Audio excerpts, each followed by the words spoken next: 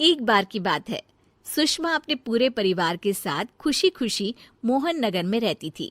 उसकी 2 बहुएं थी, पल्लवी और शिवानी।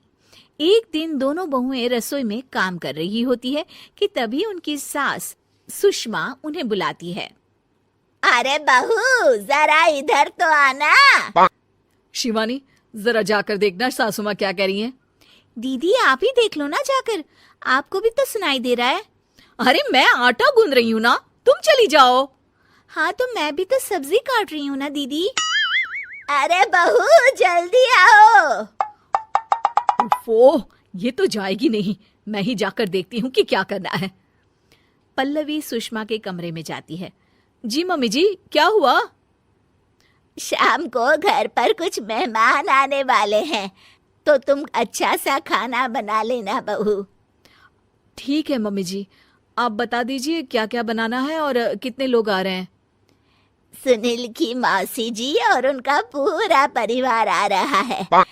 कुल मिलाकर 3 लोग और हमें मिलाकर हुए 9 लोग।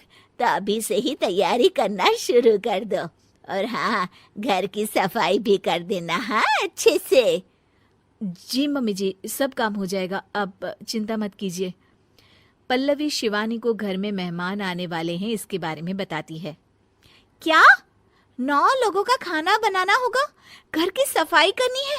बाप रे, सासू माँ ने तो हमें घर की नौकरानी ही समझ कर रखा है। ऐसा नहीं बोलते शिवानी, हम इस घर की बहू हैं और घर के काम करना हमारा फर्ज है। दीदी तो है ही सासू माँ की चमची, जब देखो सासू माँ सासू माँ। मैं तो इतना सारा काम नहीं करने वाली। शिवानी कपड़े लेकर गमला साफ कर रही होती है और चक्कर आने का नाटक करने लगती है। मेरा सर चकरा रहा है।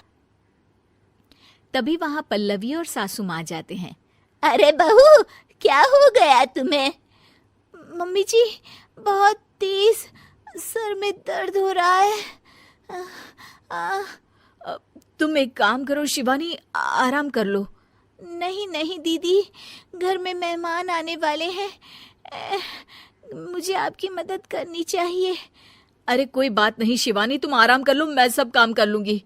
ठीक है दीदी, अगर आप इतना कह रही हैं तो आराम कर लेती हूँ। शिवानी आराम से अपने कमरे में मैगजीन पढ़ रही होती है। इसे कहते हैं आराम की जिंदगी। इतना सारा काम। चलो सारा काम खत्म हो गया, शिवानी को देख आती हूँ। शिवानी अपने कमरे में ईयरफोन में गाने सुनते सुनते सो जाती है और उसके साइड में मैगजीन भी रखी होती है। पल्लवी वहां आ जाती है और वो सब देखती है। ओहो, तो मतलब सब काम चोरी का बहाना था। अभी बताती हूँ इसको। घर का सारा काम मुझे करना पड़ा और ये महारानी यहाँ मैगजीन पढ़ रही है, गाने सुन रही है। पल्लवी रसोई से एक प्लेट और चम्मच लेकर आती है और शिवानी को थाली बजाकर उठाने लगती है। शिवानी अचानक से उठती है। उठ गई महारानी, गाने भी सुन लिए, मैगजीन भी पढ़ ली। तुम तो बहुत बड़ी झूठी निकली शिवानी। तुमने सर दर्द का बहाना बनाया ताकि काम करने से बच सको। हाँ बनाया बहाना, तो क्या करती, इतने सारे काम करती। मुझे कोई शौक नहीं है चापलूसी का। क्या चापलूसी? तुम्हें लगता है कि मैं सारे काम चापलूसी के लिए कर रही हूँ? और नहीं तो क्या। तभी वहां सासू माँ आ जाती हैं। अरे बहू, वो लोग बस आने ही वाले हैं, तुम तैयारियां कर लो। जी सासू माँ, तुझे तो मैं बाद में देखती हूँ। सब खाना खाने बैठते हैं और खाना शुरू करते हैं। तभी सुनील की मौसी बोलती है। वाह भाई वाह, खाना तो बहुत ही अच्छा बना है सुषमा जी, एक एक चीज में क्या स्वाद है। ये सुनकर शिवानी मुंह बना लेती है। उसे अपनी जेठानी की इतनी तारीफ रास नहीं आती। आपकी बहुएं तो बहुत ही अच्छा खाना बनाती हैं। हाँ बनाती तो दोनों ही अच्छा है, पर आज ना ये सारा खाना बड़ी बहू ने बनाया है।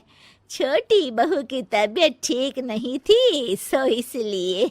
मानना पड़ेगा सुषमा जी, आपकी बड़ी बहू तो बहुत ही गुणवान है। पल्लवी की तारीफ सुनकर शिवानी को जलन होती है।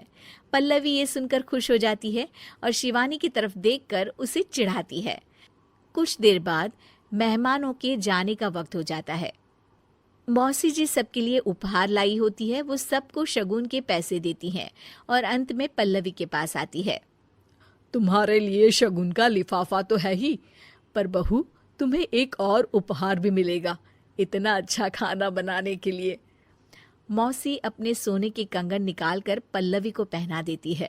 ये लो, ये मेरे मनपसंद कंगन है, अब से ये तुम्हारे हुए। धन्यवाद मौसी जी। ये देखकर शिवानी तो पूरी तरह से जल जाती है और गुस्से से रसोई में चली जाती है। तभी वहां पल्लवी आ जाती है और उसे अपने कंगन दिखाने लगती है।